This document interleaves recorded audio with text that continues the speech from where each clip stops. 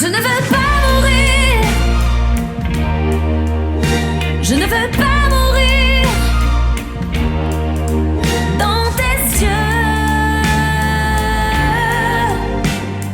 Comme je suis désolée. Claude Lorrain, bonjour. Bonjour. Vous publiez aux éditions L'Harmattan Anti-suicide, sous-titré Essai de psychanalyse existentielle. Alors vous présentez votre ouvrage comme un cri d'alerte. Pourquoi ? Alors c'est un véritable problème de santé publique parce que l'Organisation mondiale de la santé évalue à peu près, un peu plus d'1 million de suicides par an dans le monde, ce qui est tout à fait énorme. Et énorme, oui, parce que sur plusieurs années, on peut arriver à 5 millions, etc. Et c'est en progression depuis la fin de la Deuxième Guerre mondiale. En France, c'est un véritable problème de santé publique, parce que ça coûte cher à la société. Et puis il faut dire aussi que, d'une certaine manière, d'après les statistiques que j'ai obtenues récentes, puisqu'elles ont été publiées dans Le Monde en février, je crois que c'était de cette année, c'est 10 000 suicides par an, suicides. Parce qu'il y a en plus 30, que je ne dise pas de bêtises, il y a 700 tentatives de suicide par jour. Donc voilà le cri d'alerte, c'est-à-dire qu'en fait, c'est la deuxième cause de mortalité en France.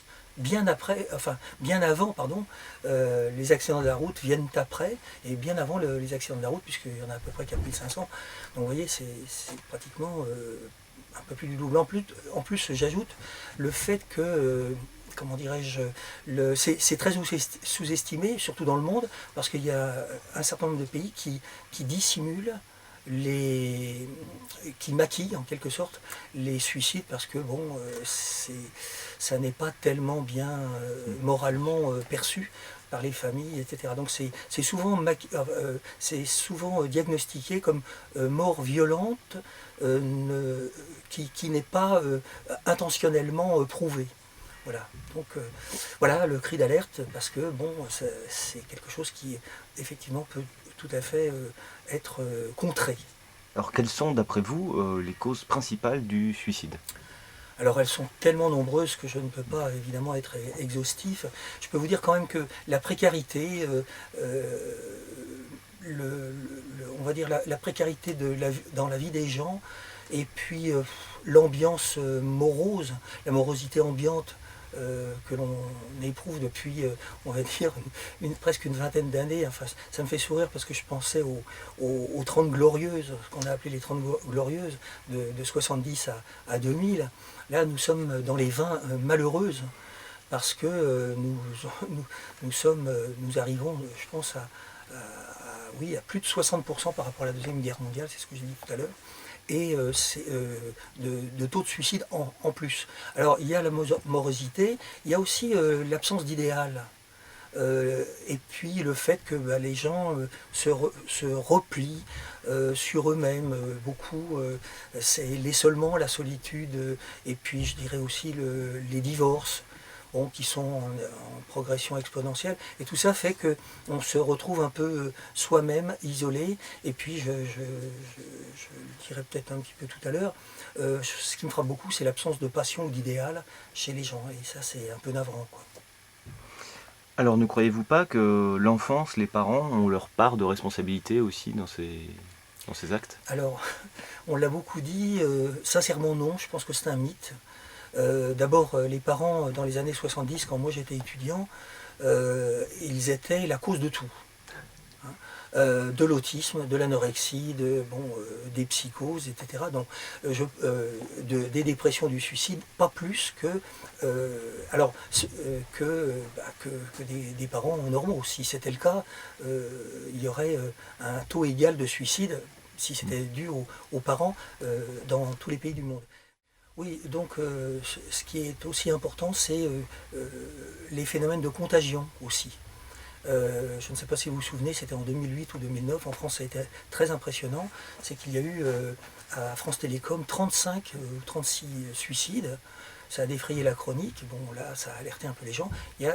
Ça fonctionne comme un modèle d'inconduite, c'est-à-dire qu'il ne faut pas se suicider, les gens savent très bien, mais ça peut faire comme une traînée de poudre, ça peut se communiquer comme une maladie en fait. Et ça c'est assez difficile parce que c'est un modèle d'inconduite qui appartient à la société française en particulier. Alors, comment éviter ou déjouer les suicides? Y a-t-il une ou plusieurs techniques ou un ou plusieurs conseils en tout cas que vous pourrez donner?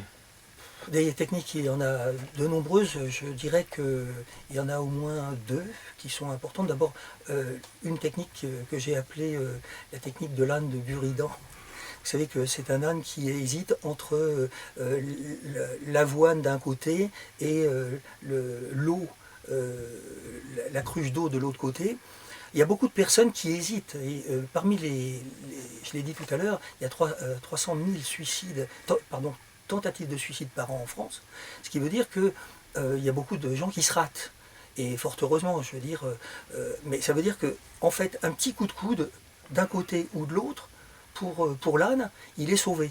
C'est le juste milieu. Donc les gens, beaucoup de personnes ont tendance à vouloir mettre fin à leur jour et en même temps ils veulent vivre. Et donc quand on se montre comme un ami qui veut chasser le mal intérieur, c'est quelque chose qui porte ses fruits. Ça c'est donc la deuxième technique, je l'ai intitulée le chasseur d'éléphants. Alors, le chasseur d'éléphants, ça consiste à voir des ennemis partout. C'est une personne qui tape dans ses mains comme ça toutes les 10 secondes. Et puis on lui dit, mais pourquoi faites-vous ça? C'est un patient, un malade. Et il dit, je fais ça pour chasser les éléphants. C'était à l'hôpital. Et on lui dit, dans un hôpital, il n'y a pas d'éléphants. Et il dit, vous voyez, ça marche. Alors, la technique du chasseur d'éléphants, ça consiste à finalement à devenir en quelque sorte un ennemi, à incarner un ennemi à l'extérieur, de façon à ce que la personne ne retourne pas l'agressivité contre elle-même et se considère comme un ami. Il y a beaucoup de personnes qui effectivement finissent par se sous-estimer et puis privilégier. Voilà, ça c'est la technique d'une certaine manière qui marche bien.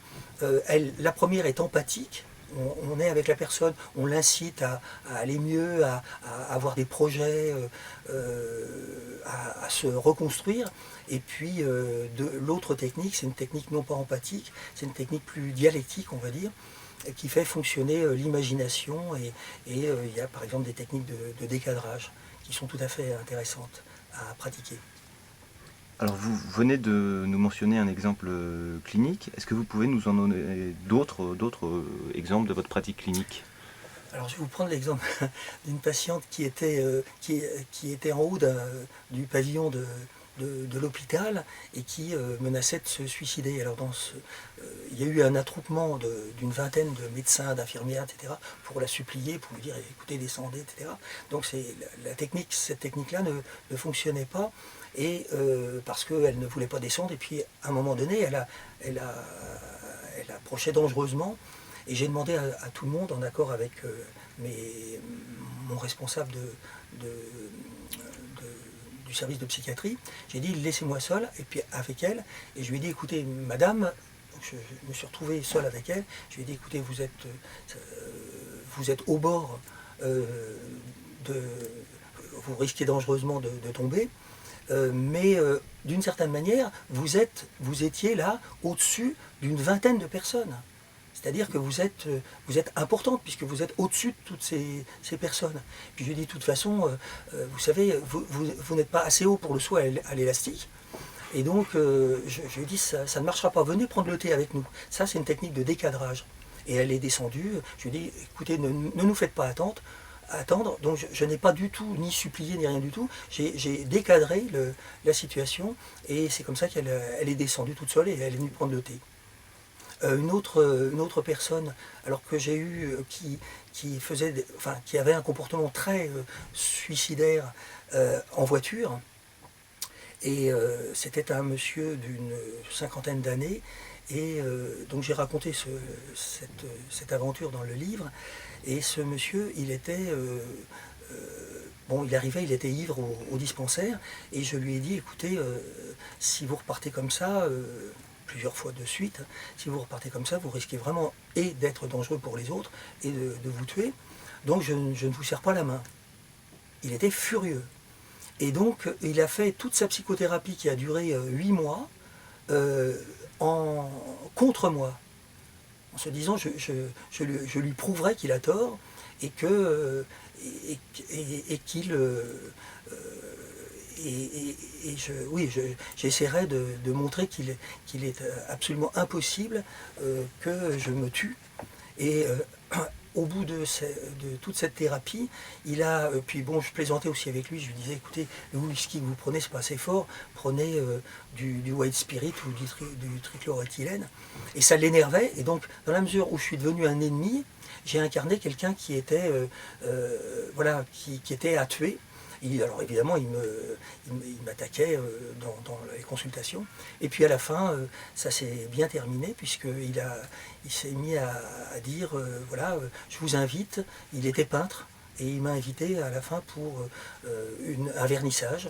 Et puis il m'a glissé à la fin du vernissage, vous voyez, j'avais raison, j'ai gagné moi.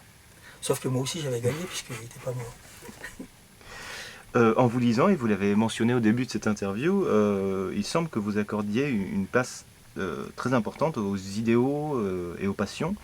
C'est votre conclusion de cet ouvrage?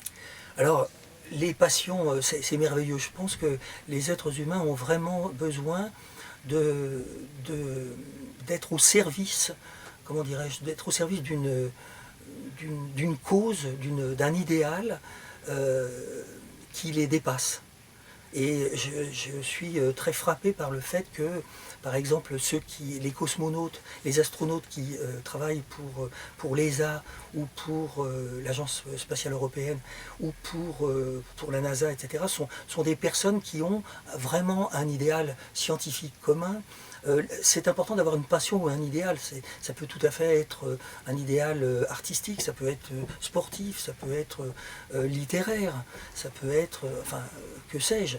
Moi, je pense que quand j'ai vu, tout à fait récemment, j'ai été amené à rencontrer 2 astronautes américains à Houston, et j'étais frappé ce qu'ils veulent, c'est transmettre du rêve. Et je suis frappé par le fait que, à proprement parler, ils nous entraînent dans leurs rêves. C'est magnifique de voir des équipes entières qui, finalement, sont à l'origine dans des pays politiquement opposés.